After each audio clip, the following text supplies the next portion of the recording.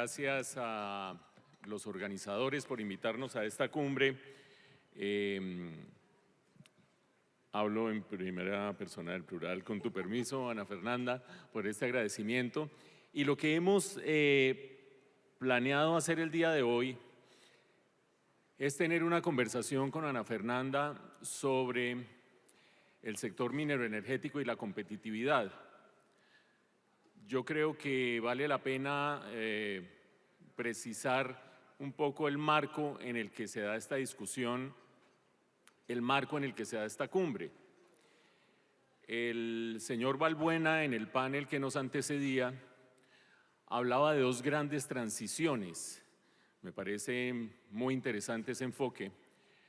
Una transición que no llegó a elaborar y que quisiera yo después quizás hablar con él un poco, la que se está dando en este momento entre Israel y Palestina, con su relevancia, alcancé a agregar él, para el tema energético. Evidentemente, si ese conflicto sigue como va a tener un impacto muy serio sobre el mercado petrolero y por lo tanto sobre el mercado energético, pero hablo de la otra transición, que es la transición obvia y evidente, una transición política en Colombia, donde hay el primer gobierno de izquierda de los últimos 90 años, si es que consideramos el de López Pumarejo como un gobierno de izquierda o de mucho tiempo atrás.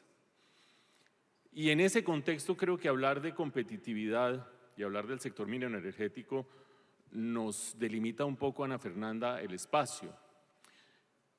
Nosotros vamos a hablar de tres grandes temas o cuatro grandes temas,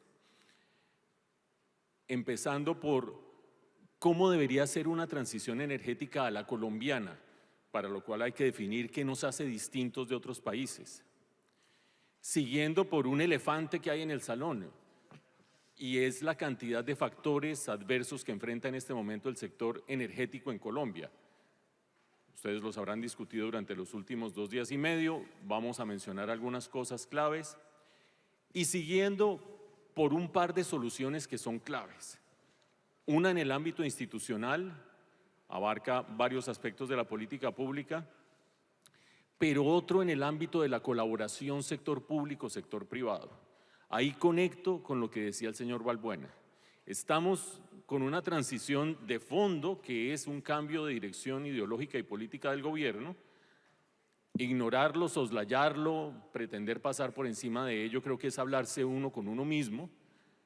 Y creemos, vamos a ver Ana Fernanda qué piensa al respecto, que es interesante hablar un poco de ese relacionamiento con el gobierno. Supongamos, Ana Fernanda, que si hablamos del primer gobierno de izquierda, un propósito fundamental es luchar contra la pobreza. En Fedesarrollo, y otros analistas lo han hecho, hicimos una evaluación de cuáles fueron los factores claves para reducir la pobreza entre el 2010 y el 2019, donde se dio la mayor reducción de la pobreza en el país en los últimos tiempos, una reducción de más de 14 puntos porcentuales. Y el crecimiento económico fue la variable fundamental. No fueron las transferencias, no fue Familias en Acción, no fue Jóvenes en Acción, no fue Colombia Mayor, todo eso ayudó. Pero el 70%, gracias de la reducción de la pobreza, se explicó por crecimiento económico. Creo que si vamos a hablar del sector minero energético y competitividad, deberíamos mencionar un poco el crecimiento económico como un elemento clave. Te dejo 2 o 3 ideas para que me cuentes qué vas pensando cuando ves ese primer título de sector minero energético y competitividad. Perfecto, pues Mauricio, mil gracias. Ya aquí hicimos los agradecimientos colectivos, un gusto estar aquí. Y me parece, digamos, una adecuada puerta de entrada para esta discusión que hablemos de crecimiento.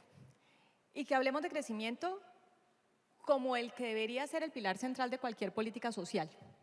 Y de alguna manera creo que es fundamental que reivindiquemos de alguna forma ese rol central que tiene el crecimiento en que las personas tengan un mejor nivel de vida. Y la competitividad en última instancia, esa es una palabra, como diríamos, compleja, porque no tiene una definición muy estandarizada, no era estrictamente de competitividad de lo que nos hablaban en la facultad, o por lo menos no a mí, hablamos de productividad. Y esa productividad tiene que apoyarse, es como si fuera de alguna forma un animal de muchas piernas que tiene que apoyarse en muchas plataformas. Esas plataformas es lo que nosotros en el Consejo denominamos competitividad. Pero todas están encaminadas a que las personas y las empresas, que no son nada distinto a un colectivo de personas, tengan la capacidad de crecer y de producir lo más posible. Y evidentemente si hay algún tema que tiene que ser central a la producción tanto de las empresas como de las personas es la energía. Y por lo tanto cualquier discusión que tengamos de transición energética tiene que tener en cuenta qué estamos diciendo en esa transición respecto del crecimiento y cuáles son las particularidades del caso colombiano para entender cómo tenemos que hacer esa transición, porque nosotros no somos todos los países del mundo, nosotros no somos un país de los países emisores. Ustedes deben haber visto, al igual que yo, pues todas las cifras de que contribuimos el 0.6%, y ni siquiera dentro de Latinoamérica somos representativos en términos de las emisiones de gases de efecto invernadero. Y por lo tanto, yo creo que si hay algo central en esa discusión de transición, es cómo es que cuidamos el elemento más importante de la política social, que tiene que ser el crecimiento. Yo realmente creo que el crecimiento y la productividad, porque en última instancia podríamos tener mucho crecimiento y que no estemos siendo incluyentes en esa participación, y creo que por eso no es técnicamente preciso, pero decir que poner la productividad como un corolario es fundamental, porque es la idea de que todos participemos en esa capacidad de producir y crecer. Esto se da en un contexto muy específico y es la necesidad de mantener una estabilidad macroeconómica hacia adelante. Hay dos presupuestos fundamentales para lograr crecimiento y redistribución del ingreso. Digamos que nosotros durante buena parte de este siglo tuvimos buenas tasas de crecimiento, promedio 4,5%, digamos hasta el 2019, hasta el 2015, digamos que 4,5%, con una, más o menos, ¿sí o no?, con una estabilidad macro. Y a partir de ahí tuvimos falencias en la redistribución del ingreso, lo que explica en alguna medida, no del todo, el cambio del péndulo político ideológico del gobierno. Sin embargo, si no hay torta, no se puede repartir la torta. Y para que haya torta se necesita estabilidad macro. Una de las cosas que hace distinta a Colombia de otros países en este proceso de transición energética la mencionó Ana Fernanda. Nosotros somos el país número 45 en el mundo en emisiones de gases de efecto invernadero. Producimos menos del 0,7% de las emisiones. Lo que haga Colombia, y esto suena un poquito excesivamente pragmático, no le hace cosquillas a lo que pase con el calentamiento global. No se trata de ser utilitarista y egoísta, pero si nosotros, por hacernos el harakiri de defender a ultranza una transición energética, no contribuimos en nada a luchar contra el calentamiento global, pero sí tenemos el efecto del harakiri, es decir, un suicidio económico, estamos en problemas. Está clarísimo que el sector minero energético contribuye entre impuestos, regalías, utilidades de Ecopetrol en promedio, más o menos a la quinta parte del ingreso del gobierno. Si eso se desaparece y no hay otra fuente de ingreso para el gobierno sostenible, con un gasto público que bajo este gobierno, según el plan fiscal de mediano plazo, va a crecer 3,5 puntos del PIB, la participación del gasto público en la economía. Eso es una expansión brutal. Y simultáneamente hacer desaparecer la quinta parte de los ingresos o hacer desaparecer el 40% de la generación de divisas con su consecuente efecto en tasa de cambio, tasa de interés para frenar la inflación, freno de la economía, claramente hablar a ultranza de una transición energética no permitiría tener el primer presupuesto, hacer crecer la economía de manera estable.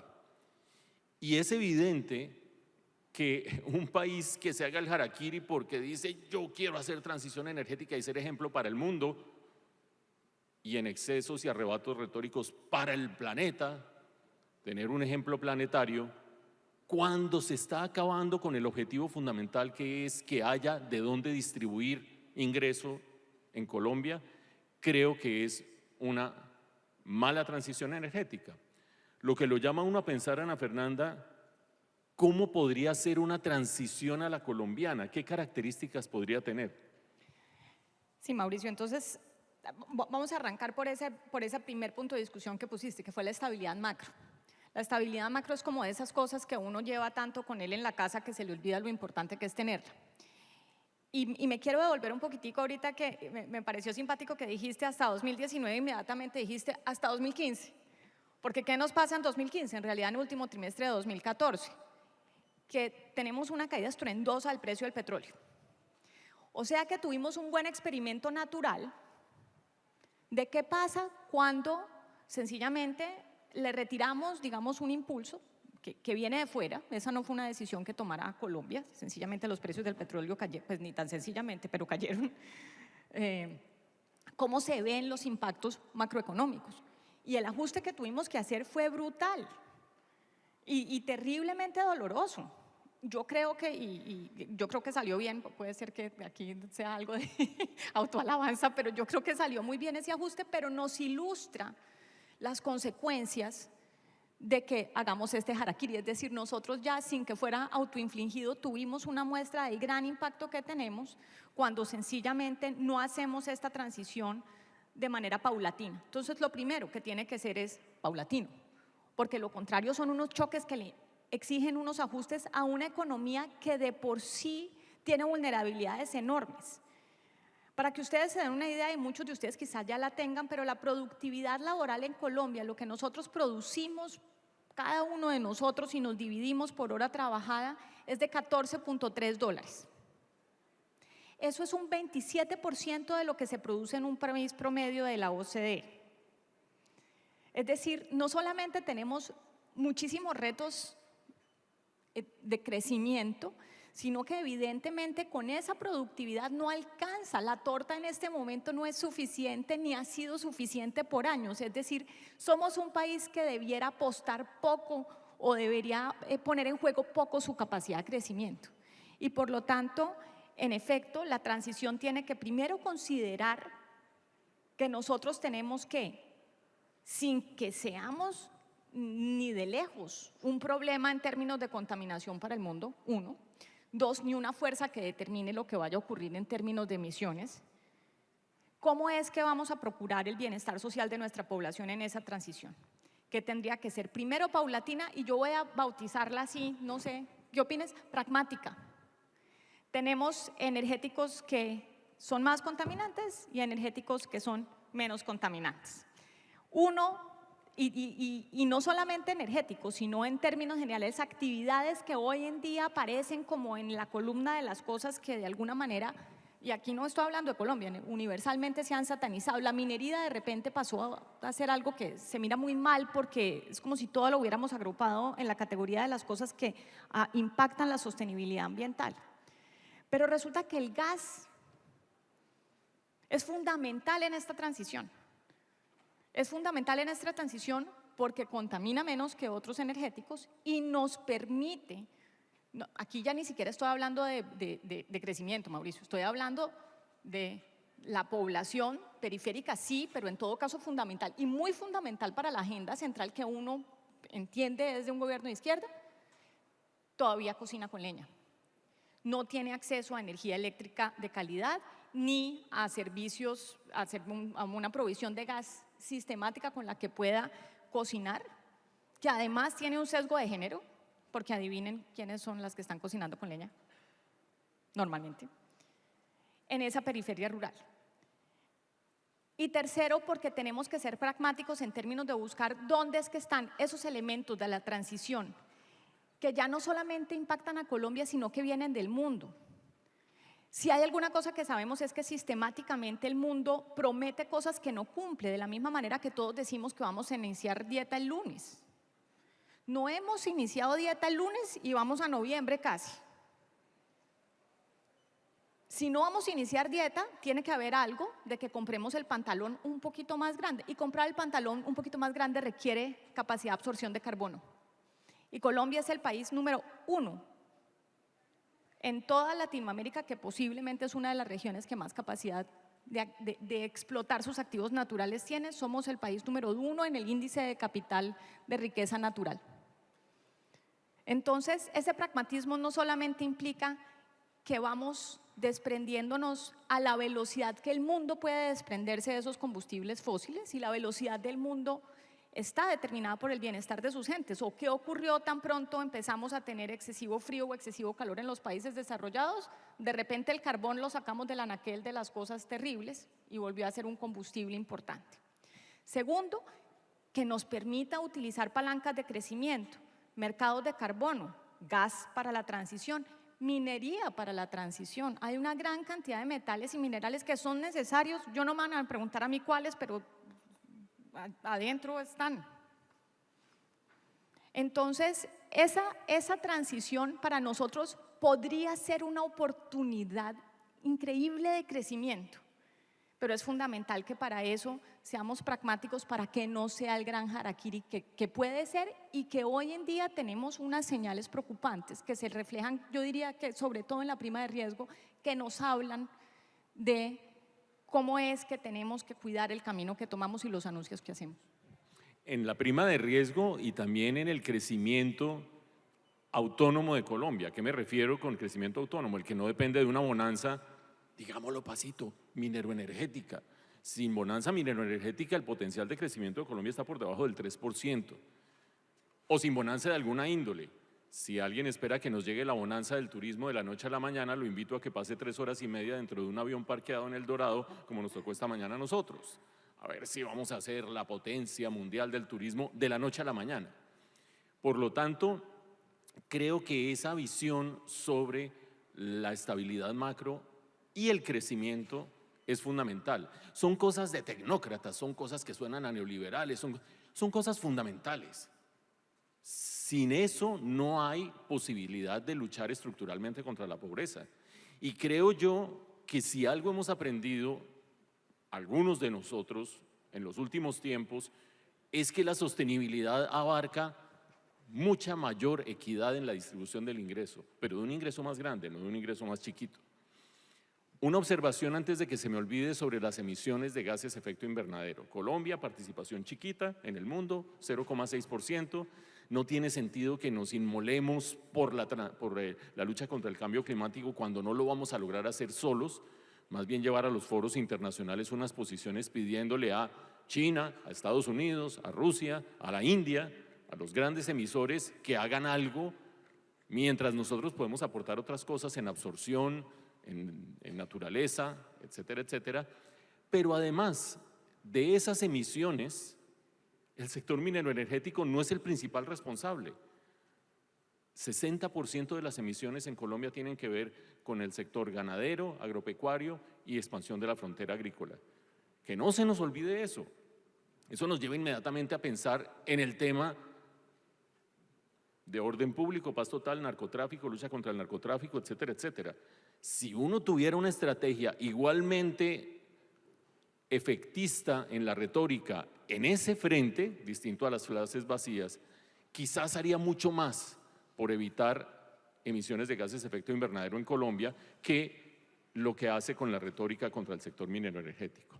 Hasta allí, Ana Fernanda, uno diría, bueno, este par vinieron y me tocó salirme un momento, pero ya sé de qué van a hablar. Van a decir que el modelo de uso intensivo de la minería y del sector de hidrocarburos es clave para el país, que le garantiza estabilidad macroeconómica y por lo tanto ahí tenemos la bandera y eso se puede sacar en un informe que sacan los organizadores sobre las memorias.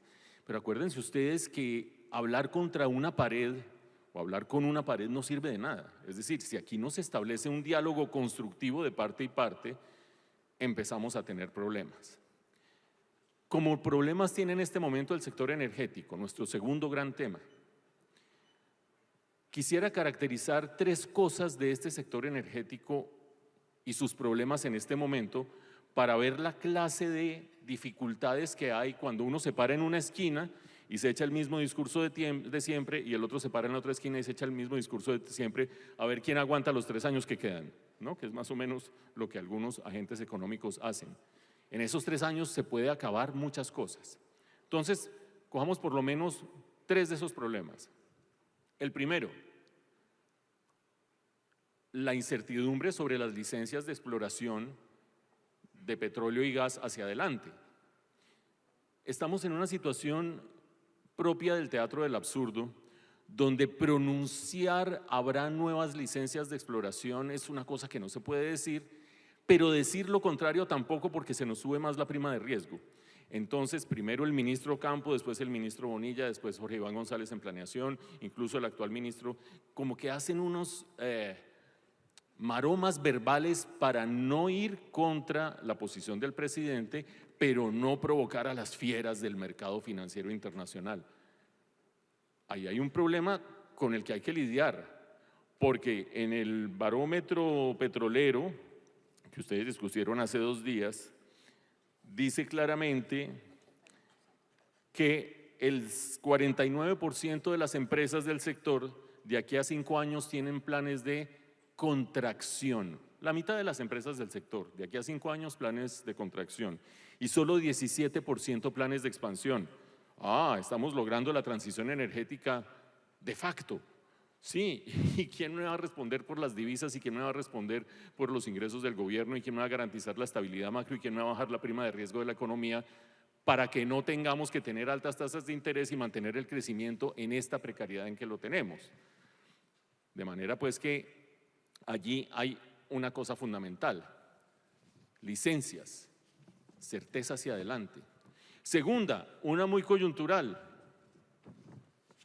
Al sector eléctrico le faltan en este momento entre 5 y 6 billones de pesos, porque durante la pandemia hubo una promesa de que congelando las tarifas, la opción tarifaria, después se le reconocería el aumento de la tarifa. Y no se hace nada, entre otras cosas por otro problema, porque la CREG no puede sesionar porque no tiene miembros suficientes. 14 meses, vamos para 15 meses de gobierno. Es insólito. Y ojo que no quiero caer en la cosa de que unos hablan allá con su discurso y otros hablan allá con su discurso. Quiero que Ana Fernanda me jale las orejas ahora que lleguemos al momento de hablar del diálogo y la construcción colectiva. Pero claramente uno no construye colectivamente generando ese riesgo sobre una cantidad de comercializadores y distribuidores de energía eléctrica por cuenta de que no hay una CREG que pueda sesionar porque no se han nombrado los miembros de la CREG para tratar de resolver el problema de las tarifas hipotecadas de opción tarifaria. Y si quieren otro tipo de problema, no estaría muy bien hablar de empresas específicas, pero la ciudad de Medellín se le cambió por completo el panorama en 48 horas. Cuando tenía certeza de abastecimiento de gas, la empresa Canacol decidió que sus inversiones estaban mejor o en otro lado o en otras actividades y deja a Medellín viendo un chispero. Alguno dirá, la culpa es de Medellín porque EPM se maneja de manera peculiar en los últimos años. No voy a entrar en esa discusión porque no se trata de estar a un lado o al otro. Pero son varios los problemas que hay sobre el sector. Es decir, esto no se habla en el vacío de decir, no, es que tan chévere esos tipos que hablan allá de una transición energética, esos tipos y esas damas que hablan allá de una transición energética a la colombiana. No, eso no se habla en el vacío, eso se habla en un contexto crítico. ¿Qué opinas tú? Yo creo que parte del problema al que tenemos, Mauricio, es que no solamente es si estamos los de aquí, estamos los de allá y opinamos una cosa u otra. El problema es que en el mundo estamos, en el mundo que nos financia, un déficit en cuenta corriente que se va ajustando de manera muy saludable durante 2023, pero que es grandote. Esa es una de esas cosas donde nosotros, pues los economistas, nos refugiamos porque a los demás les suena raro, pero es como si ustedes tuvieran la tarjeta de crédito al tope. Uno no se duerme del todo, uy, si se duermen tranquilos, dejen de hacer eso. Tranquilos si tiene la tarjeta de crédito al tope. Así veníamos, así cerramos el 2022. Es muy importante que empezáramos a abrir cupo en la tarjeta de crédito en 2023, lo vamos haciendo bien. Pero nuestro banquero, comillas, comillas, el que nos tiene ese cupo de crédito nos está mirando. Y no solamente nos está mirando respecto de nuestra capacidad fiscal, sino de nuestra capacidad de generación de recursos externos. Pero adicional, y quizás este es un punto central en esta discusión, es que este es un sector, el minero energético integralmente, que tiene que ser altamente regulado.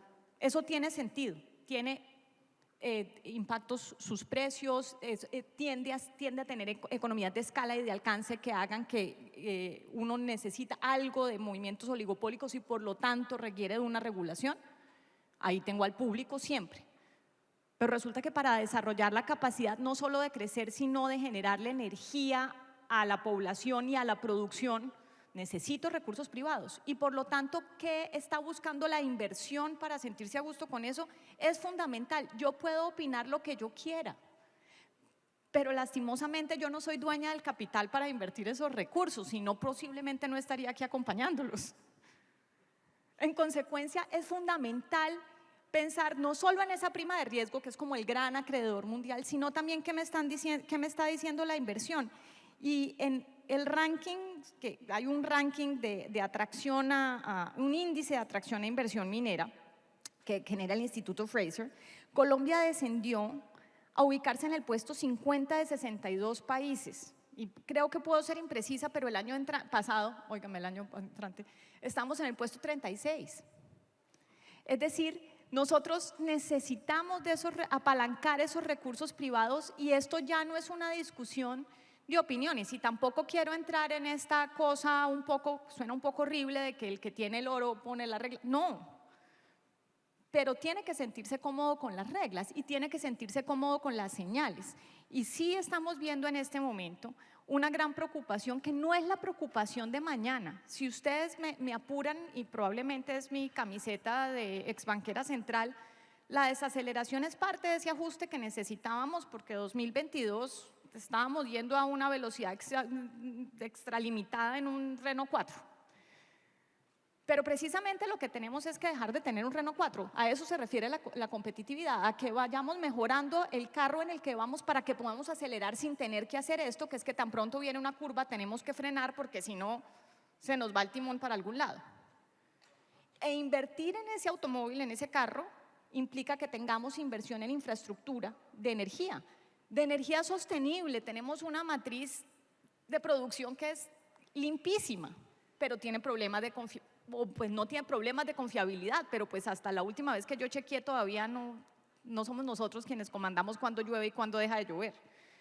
Y por lo tanto, esa participación de las fuentes hídricas en nuestra generación, que es una bendición para algunas cosas, pues es un riesgo para algunos otros.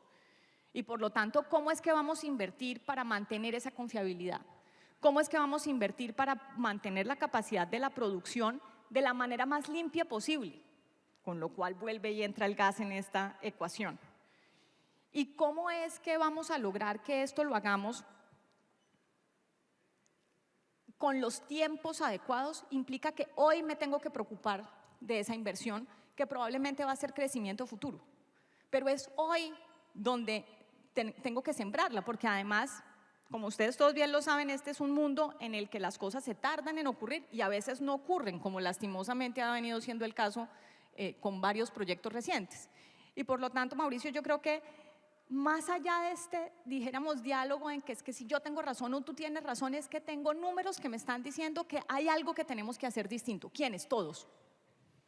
Todos tenemos que sentarnos a la mesa y ver qué señales damos distintas, porque en el momento en que nosotros estamos descendiendo en ese índice de atracción de inversión, tenemos una señal que va más allá de si yo opino o no opino o lo discutimos en el almuerzo del domingo. Es que nos estamos jugando la capacidad de crecimiento y la capacidad de protección de nuestras personas más vulnerables, porque son las personas más vulnerables las que sistemáticamente quedan más atrás en las discusiones cuando vienen los momentos de aterrizajes quizás no tan suaves, porque no estamos en tiempos amables ni para Colombia ni para el mundo. Es sorprendente cómo estos días se parecen muchísimo a la mitad del siglo XX. Entonces, para ser muy técnica, el palo no está para cucharas. Y no depende solamente, dijéramos, de una tensión de opiniones, depende de que los indicadores fundamentales de qué se requiere para ese crecimiento y para esta protección, sobre todo de las poblaciones más vulnerables y periféricas en el país, requiere que hagamos algo distinto. Tomando un par de ideas de Ana Fernanda. La primera, Se ha ido reduciendo el déficit en cuenta corriente, esas cosas que son como abstracciones de economistas, qué pereza esos conceptos, pero que llevados a la escala de un agente económico es tratar de dormir con una tarjeta de crédito que ya no dan para más. ¿Cómo se ha reducido el déficit en cuenta corriente? Lamentablemente, apretándonos el cinturón. Si no fuéramos a crecer 1,5% después de crecer 7,5% el año pasado, si no fuéramos a crecer 1,5% este año, no estaríamos ajustando el déficit en cuenta corriente. Entre otras cosas, ¿qué permite que haya mayor flexibilidad en el frente externo? Esas benditas divisas que de repente uno quiere reemplazarlas del sector minero energético por el turismo, con un inmenso conflicto interno donde es más difícil cada vez hacer turismo en Colombia y donde es más difícil hacer logística para el turismo en Colombia, pero no voy a profundizar en eso. ¿Cómo hacer crecer el Renault 4? ¿Cómo pasar otra vez a crecimientos razonables? Como mínimo con inversión. Quiero recordarles a ustedes que en el último dato que nos ha dado el DANE de crecimiento, el segundo trimestre de este año, la inversión en Colombia no creció. ¿Por qué es tan importante la inversión? Porque es ampliar el tamaño del fogón, ampliar el tamaño de la olla. Sin eso la olla se desborda, se riega la leche, etcétera, etcétera. Para que crezca la torta hay que crecer la olla y el fogón. La inversión no creció en el segundo trimestre. La inversión cayó 22%.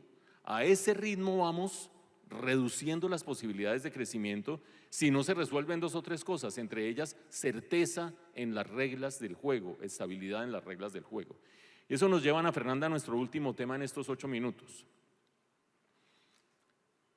Yo creo que no es fácil ser ministro del actual gobierno, no por prejuicios ideológicos o algo parecido, sino por una visión pragmática. Agarremos el ejemplo ya mencionado en otro contexto de Palestina solamente para hablar de cosas que nos saquen un poco de nuestra discusión aquí, de la Franja de Gaza. ¿Cómo fijó Colombia su posición frente a los ataques de Hamas a Israel y la reacción de Israel? La fijó de la manera más sui generis que ha podido tener la política exterior en el país en mucho tiempo, con 150 tweets del presidente durante 3 días y medio. Y ninguna de las 2 cifras es una exageración, es real. No en vano el canciller va 48 horas detrás, porque el canciller dice, pues yo como que espero, se lanzó a sacar un comunicado razonable la Cancillería, tuvo que recogerlo cuando el presidente empezó a sacar mensajes y esperar 48 o 72 horas a que se estabilice el Twitter del presidente. Y ahí ya sé por dónde va la cosa. Obviamente eso no es manera de hacer cancillería ni política exterior, ni es muy digno lo que ha hecho el canciller al respecto. Pero solo lo quiero ejemplificar para decir cómo hace uno para ser ministro en un gobierno en el que las grandes directrices de política van en el nivel de la retórica, y ojo que la retórica no es ni buena ni mala, pero es retórica, van en el nivel de la retórica y el ministro tiene que llegar o la ministra a lidiar con que, el precio de la energía en bolsa se disparó y está a niveles absurdos. Ese es un problema concreto, no es retórico, es concreto. No es fácil ser ministro en un gobierno como este. Una orientación ideológica que va contracorriente, incluida la corriente de las discusiones como parecidas a las de este gremio o incluso las de este gremio. Esa es la corriente, la inercia que traemos de una manera de ver el mundo. Viene otra manera de ver el mundo, se enfrenta y hay fricciones, entonces se sienta que un funcionario, allá el otro, que irán a decir, cómo será la cosa. La cosmovisión del señor Balbuena entra en conflicto con el paradigma dominante de esta clase de foros y de la manera como hemos hecho nosotros la política pública, quiero decir. Y en ese contexto, un ministro tiene un pie en la plataforma ideológica del gobierno, otro pie en el problema del día, y tiene que resolver el problema del día. Si aquí llega a haber un desequilibrio macroeconómico en 4 años por cuenta de que siguen estas cifras, de que en 5 años el 50% de los agentes de este sector no van a invertir más acá, o si llega a tener en 2 meses un apagón por cuenta de no haber resuelto el problema financiero de los distribuidores y comercializadores eléctricos, El que se va es el ministro, no se va a ir el presidente. ¿Por qué hago ese contexto? Le preguntaba yo a Ana Fernanda, viniendo para acá, ¿cómo se hace diálogo con el sector público en un entorno como este, donde el gobierno tiene esas disfuncionalidades, porque son disfuncionalidades, pero hay que vivir con ellas, y tiene una visión ideológica muy distinta a la que podemos tener la mayoría de los que estamos aquí, no todos, o la mayoría de los que estamos aquí, quizás no todos? ¿Cómo se hace eso? Con paciencia. En varios sentidos y con varias personas. Porque yo creo que, y aquí ya voy a pasarme al ámbito sentimental, y es que estamos en una coyuntura compleja, pero no solamente en Colombia, estamos en una coyuntura compleja universal, y por eso mencionaba que se parece a otra época del mundo. La retórica va a seguir siendo muy importante y los símbolos van a seguir siendo muy importantes, y eso no es una cosa que esté ocurriendo en Colombia, eso es una cosa que está ocurriendo. Escojan ustedes el país que quieran, democrático quiero decir, o cuasi democrático. Este es un problema universal en el que vamos, esa tensión entre esa retórica que muchas veces tiene unas simbologías, etcétera, y el problema apremiante del día a día que hay que resolver, va a seguir allí. Y por lo tanto yo creo que en buena medida las personas que tenemos como tarea ser de alguna manera este engranaje entre el sector productivo privado, porque también hay un sector productivo público, y este sector público que tiene esa tarea tan difícil, tiene que empatizar con ese dilema. Hay que tratar de ver dónde encontramos puntos comunes, hay que tratar de liberarnos nosotros también de la ideología. Para mí, Ana Fernanda Mayhuashka, es un reto diario pensar en si cada cosa que digo está soportada por la evidencia o viene de que así era como yo pensaba, y así es como me acostumbré a pensar, porque me implica a mí desmitificar ideas que quizás no tengo evidencia para soportarlas al menos, y también dar un voto de confianza con la persona que tengo al otro lado de la mesa, porque esa persona decidió prestarse al servicio público, y yo veo varias caras en este auditorio que hemos hecho eso. Ese es un sacrificio de todo tipo, de sueño, de tarjeta de crédito, de tiempo de todo tipo, y es valioso. Y tenemos que sentarnos a pensar cómo es que los ayudamos a solucionar el problema del día a día. Y no lo digo condescendientemente, que es que yo te voy a ayudar a ti, no, es que tenemos colectivamente un problema. Esa inversión no se puede acabar porque ustedes no se quieren ir, porque en 2 años y medio este país va a estar aquí, porque aquí vendemos arepa de huevo y otras cosas que en otros lados no. Y por lo tanto, como no nos queremos ir, pues el problema es de todos. Y eso requiere que cuando nos sentemos con la entregando confianza también, porque siento que algunas veces en el diálogo, pues pretendemos que confíen en nosotros, pero yo me siento llena de prevenciones en la mesa. Y realmente aquí estamos con todos, un conjunto de personas que en principio queremos lo mismo, tenemos disyuntivas sobre el cómo, y tenemos que pensar en cuáles son las salidas más eficientes de esos momentos en que nos trabamos, que muy probablemente no vayan a ser las que yo hubiera escogido, voy a decirlo así, en autarquía. Pero requiere de un esfuerzo, y creo que es bueno que nos vayamos entrenando, porque esa disyuntiva entre la retórica y el problema del día va a continuar, quizás con distintos tonos, en fin, pero esto no es una cosa de si la ideología es de izquierda o de derecha, esto es sencillamente la forma en la que nos tocó vivir. Yo sospecho que las redes sociales tendrán su responsabilidad en ello, pero estamos en una era muy particular donde la opinión de cada persona se empieza a volver como un colectivo fundamental que nos lleva no necesariamente por los caminos más eficientes desde lo que dijéramos para nosotros es una política pública adecuada. Ana Fernanda, nos queda un minuto. No sé si has visto debates de candidatos a las alcaldías, a las gobernaciones. Al final le dicen, tiene un minuto para darle un mensaje al público. Aquí tenemos una dificultad muy seria en la manera como está planteada la transición energética en Colombia, porque no responde ni a nuestra realidad como contaminantes en el mundo, ni a nuestras necesidades macroeconómicas y económicas específicas. Un problema serio entre la retórica y la práctica. Tenemos un problema inminente del sector energético, en algunos casos de días para generarle liquidez al sector eléctrico, en otros casos de días para generarle confianza al sector minero, petrolero, de gas, porque estas inversiones se demoran. Por lo tanto, que aquí digan que 5 años no va a haber inversión para la mitad de las empresas es un problema de hoy, no dentro de 5 años.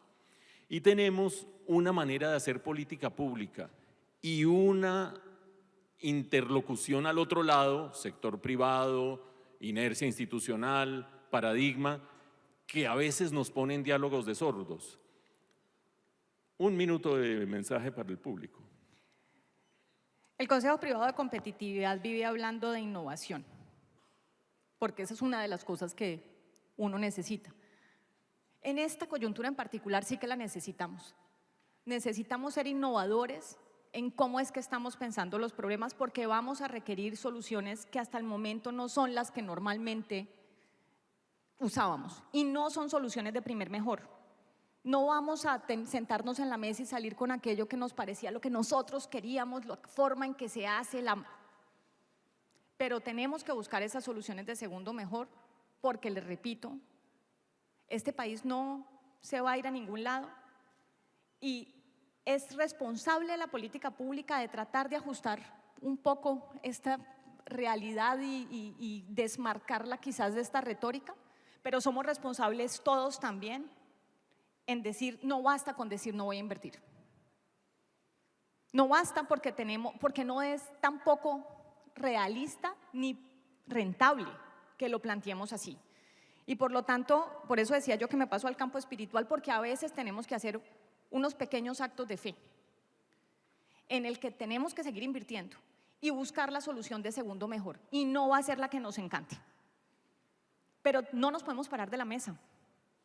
Y yo creo que eso es lo más importante, y es que tenemos que buscar una manera creativa de seguir sentados en la mesa y buscar alguna solución que a mí no se me hubiese ocurrido, porque yo tenía otra manera de pensar, de hacer las cosas, pero creo que a todos tenemos que reconocer ciertas virtudes, y es que yo sí creo que en este cambio, en esta transición, yo he ido aprendiendo de realidades de las que no sabía, y quizás no me había interesado lo suficiente. Y entonces tengo que incluirlas en cómo es que diseño la solución, Mauricio. Y por eso pienso que este es un momento en el que a todos nos va a tocar trabajar un poquito más, pero sobre todo nos va a tocar trabajar un poquito distinto. Y que guardemos un poco la energía de la indignación de que, y lo hablo a ambos lados, es decir, de que es que cómo puede ser que Mauricio me esté diciendo eso y es que no, pues no hay derecho. Eso me gasta energía, que en este momento es mejor que la invirtamos en cómo salimos del problema opción tarifaria. Sistema financiero, ¿cuáles son las garantías que se necesitan? Sector privado, ¿por qué es que no estamos todos en una misma mesa pensando cómo les vamos a dar la liquidez? Y ahí de pronto traemos a una FDN a decirles solo necesitamos garantías, a un Fondo Nacional de Garantías que digamos cómo las ponemos en la mesa. Pero se requiere que tengamos esa actitud y esa disposición. Muchas gracias, Ana Fernanda. Muchas gracias a ustedes por estar aquí. Muchas gracias por la invitación. Muchas gracias.